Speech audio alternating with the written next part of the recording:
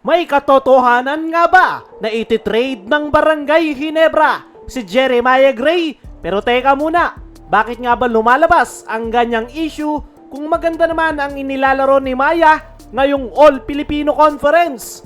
Yan ang ating pag-uusapan.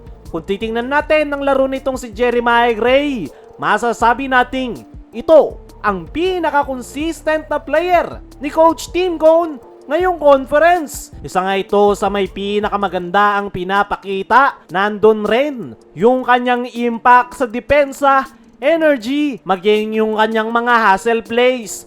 Ayon pa kay Coach Tim sa kanyang naging latest interview na kaya niya ipinapasok si Jeremiah Gray sa kanyang starting five ay para iparamdam sa kanya na mahalaga siya sa sistema ng Ginebra. Gusto raw ni Coach Tim na maibalik ang kumpiyansa ni Maya lalo na matapos ang sunod-sunod na injuries na kanyang pinagdaanan. Pero eto na nga, kahit puro papuri ang binibigay ni Coach Tim kay Maya, maraming fans ang nag-e-speculate na baka sign na raw ito na ititrade na siya ng Barangay Ginebra. Bakit kamo? Kasi raw kapag pinupuri ni Coach Tim ang isang player, madalas ay pinapabango nito ang pangalan para tumaas ang trade value. Yan mismo ang opinyon ng ilang mga PBA fans sa social media. At mas lalong uminit ang usaping yan matapos mag-post si Snow Badwa ng isang cryptic post na nagsasabing kailangang magpapasa ng pay Maya. Sino kaya meron? Ay, sa Philippine Sports Commission. Lahat ata sila naka-pay Maya na. Ang clue nga dyan mga chong ay pay Maya at very obvious na si Maya o si Jeremiah Gray yung tinutukoy dyan. Pero hindi malinaw kung sino ang magiging kapalit. Hanggang sa ngayon, wala pang kumpirmasyon mula sa Ginebra o sa PBA kung totoo nga bang may trade na nakaabang. Wala ring malinaw kung sino ang posibleng kapalit kung sakaling matuloy man ang trade na ito.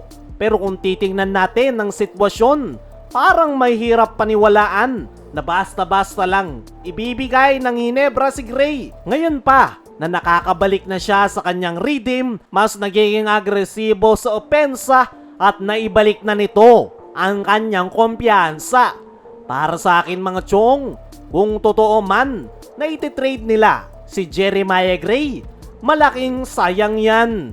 Ngayon pa lang siya bumabawi matapos maapektuhan ng mga injury noong mga nakaraang season. Kita mo naman sa bawat laro, nandun yung kanyang energy at kanyang composure. Isa nga ito sa may pinakamaganda ang ipinapakitang performance sa Ginebra, lalo na ngayong kulang sila sa rotation. Kung aalasin pa si Maya, parang mawawala ang isang importanteng pyesa sa rebuilding team ngayon ni Coach Tim Cone ngayong All Filipino Conference. Para sa akin mga chong, ay mas magandang mag-stay na lang itong si Jeremiah Gray sa Barangay Ginebra dahil napakahusay naman talaga nito na player. Kung tutusin, mas mahusay pa ito kay Jamie Malonzo. Talagang na-delay lang si Jeremiah Gray dahil sa kanyang mga injuries. Pero kita nyo naman ngayong All Filipino Conference na kahit dalawang ACL injury na yung pinagdaanan ni Maya, ay nandoon pa rin yung kanyang laro. Bibihira yan sa isang player dahil yung iba dyan, isang ACL injury lang, tapos na ang karir.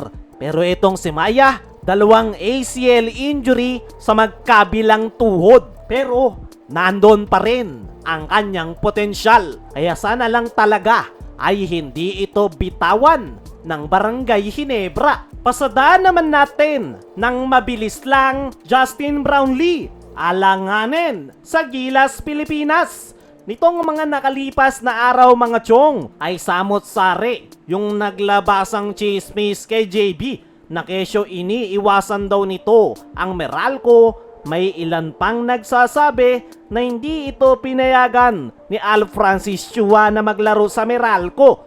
Pero malinaw na walang katotohanan ang mga yan Dahil unang-una, mismong si Al Francis Chua yung nag-offer sa Meralco na maglaro si Brownlee. Pangalawa ay ang dahilan kaya hindi nagpakita si Brownlee ay dahil meron itong iniindang sakit. At dahil nga sa sakit na yan, ay mukhang hindi lang siya sa Meralco hindi makakapaglaro.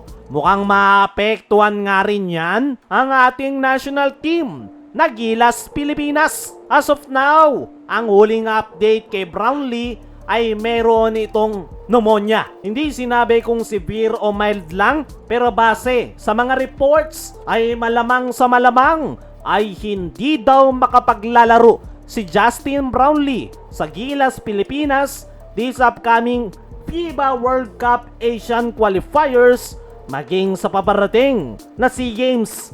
Lahat yan ay gaganapin from November to December. Para sa akin mga chong, ay mas magandang magpahinga na lang muna itong si Justin Brownlee dahil hindi nga basta-basta ang pneumonia. Ang problema ay magiging mahirap ito para sa Gilas Pilipinas ni Coach Tim Cone dahil napaka-importante ni Justin Brownlee dahil ito yung ating naturalized player at mayroon na itong solid team chemistry sa Gilas Pilipinas. Pero tingnan na lang natin kung ano pa yung magiging update kay JB. Kaya mga chong, ano ang masasabi nyo na possible na hindi makapaglaro si JB sa Gilas? Ano rin yung masasabi nyo sa kumakalat na balitang iti-trade si Jeremiah Gray? I-comment mo lang dyan sa ibaba.